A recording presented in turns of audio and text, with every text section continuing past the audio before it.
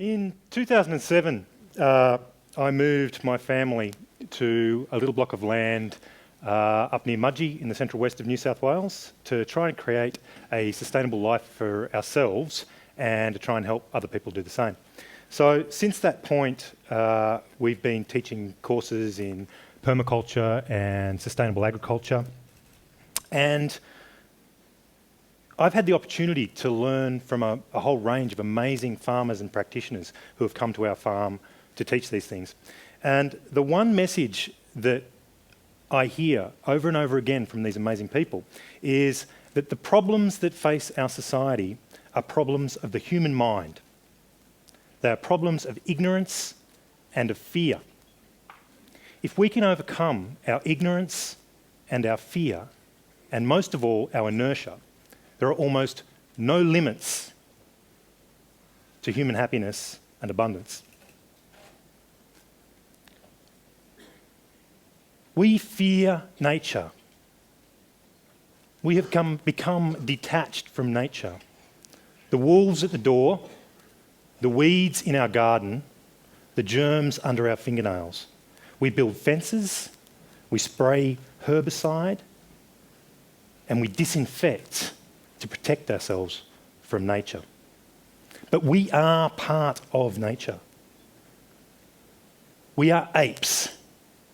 We are apes who have lost our fur so we can sweat, so we can run down those antelope on the savannah. We are apes that wear Armani suits. We are apes that play trombones. We are apes that tap dance. And we are apes that tweet. But we are apes nonetheless. I've got a question. I'll give you a prize if someone in the audience can answer this question. There are 400 trillion cells in the human body. How many human cells in the human body? No, it's more than that. It's more than none. How many? Oh, brilliant. Go to the top of the class. You're the first person to get a kumquat. Okay. The food that we eat, the water that we drink, every breath that we take is provided to us by nature. The food that grows in our soil is growing in a medium. Per gram, healthy soil has over 1 billion individual organisms. Per gram. Over 10,000 species of bacteria. That doesn't include the fungi, the nematodes, the microarthropods. Soil is teeming with life.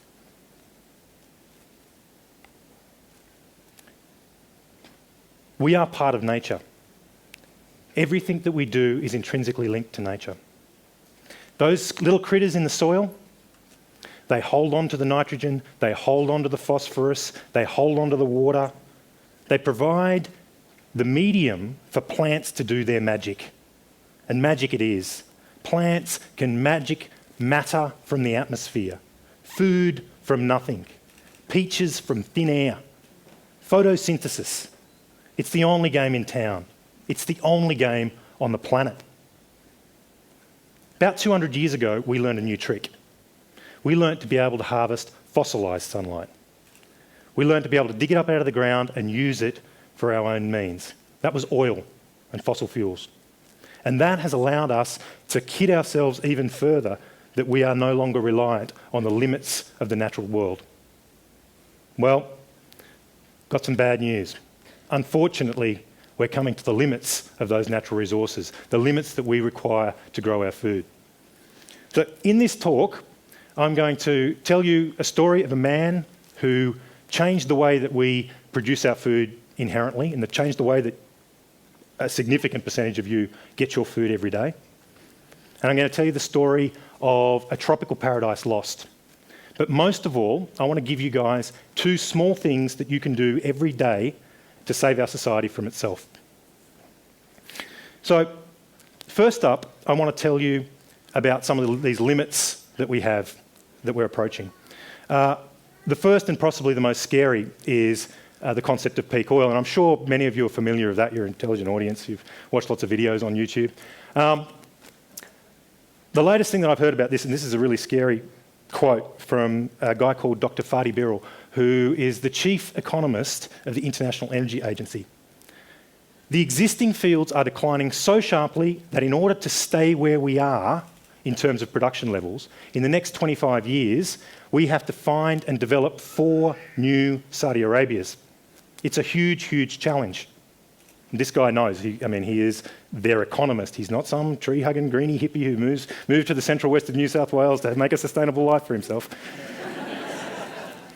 Well, unfortunately, staying where we are won't satisfy the demands for growth, and there are not 4 new Saudi Arabias.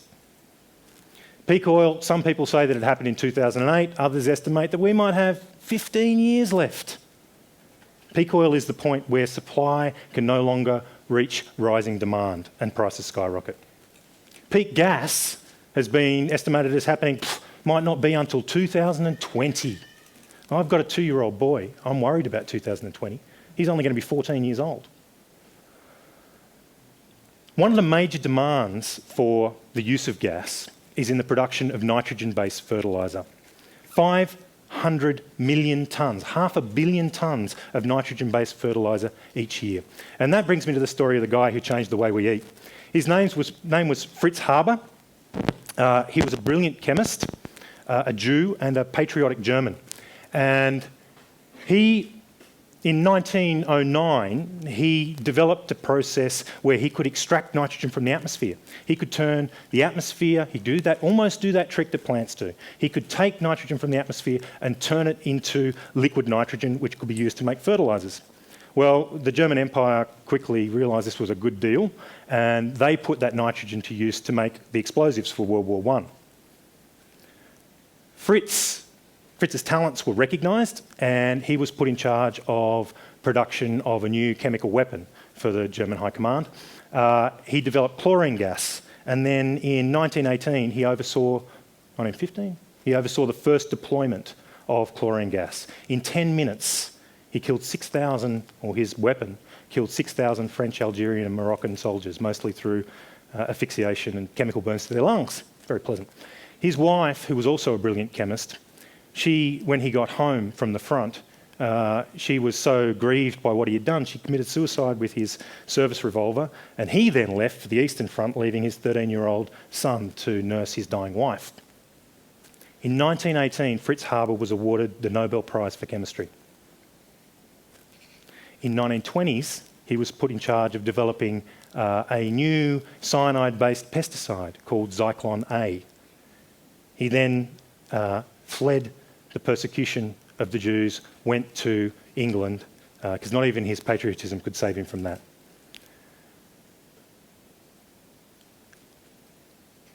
"40% of the world's population, 2.7 billion of us apes, get our protein every day from the Harbor process. Nitrogen equals ammonia. Ammonia equals amino acid. Amino acid equals protein. Protein equals people. 40% of the world population. This much of the room, you get your food from that process. But plants don't just need nitrogen, they need phosphorus and potassium and a whole bunch of other elements to grow. Where do we get our phosphorus from? Well, this brings me to the story of a place called Pleasant Island. That was what the first European explorers called this place when it was discovered. They called it that because of its beautiful habitat and the friendly nature of its people. That's Pleasant Island. Well, in 1907, phosphate was first exported from Pleasant Island. And over the next 100-odd years, 80% of Pleasant Island was strip mined in order to produce phosphate-based fertiliser. Nitrogen plus phosphorus equaled the Green Revolution. And that's how we feed ourselves today. At the moment, the food that you're getting is mostly produced with those two processes. Today, we don't call it Pleasant Island anymore. We call it Nauru. Nauru's people are some of the poorest in the Pacific. And if we're feeling generous, and if the political tides go the right way or the wrong way, depending on how you feel, then there's a good chance that we're going to reopen a detention centre for refugees on that island in order to provide an income for the people of Nauru.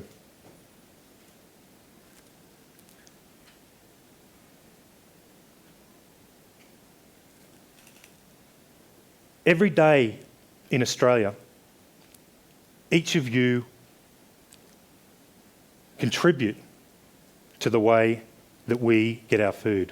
Or more importantly, you don't contribute to the way that we get our food. I'd like to do a little test. And Boho kind of stole my thunder, but I would like everybody to please stand up for a moment. I'm going to ask a question, and I'm hoping that some of you will remain standing after this question, because you'll get a prize if you do. You'll get possibly kumquats. I would like you to sit down if in the last 36 hours you have defecated in your drinking water. Oh, so none of you have pooed in a flushing toilet in the last day and a half.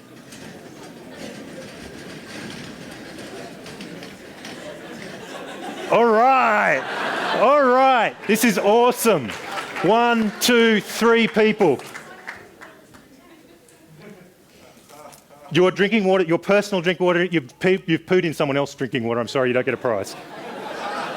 So you get a prize, and oh, here you go. Come on, I can do this. Oh, I've got to back up. Oh, yes. Okay, well, either you guys are using a compost toilet or you're constipated. In the first case, well done, the kumquats will taste delicious. In the latter, they'll help with the flow. So the rest of you, unfortunately, that means we got 2 people out of 300. So what that's percentage-wise, 99.5%, 99.3% of the population in Canberra shits in your drinking water. It's not particularly good, is it?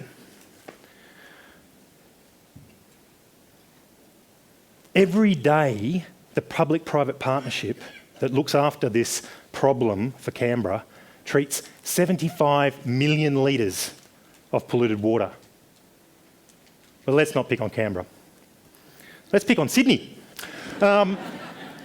Every day in Sydney releases 1.3 billion litres.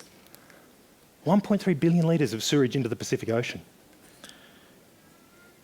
We don't want to think about this. We flush our minds of the stuff. We live by the water so we can wash our hands of it, so we can forget about it. It goes down our little porcelain blue spirals and off out of our minds. But we really do need to think about it, because nitrogen and phosphorus are 2 of the major components of that stuff that we flush. Nitrogen and phosphorus. Every year, 400,000 tonnes of phosphorus gets flushed down our porcelain thrones. Every year, 1.7 billion tonnes. This is in Australia. This isn't worldwide. 1.7 billion tonnes of nitrogen gets flushed down our toilets. This is madness. It's absolute insanity.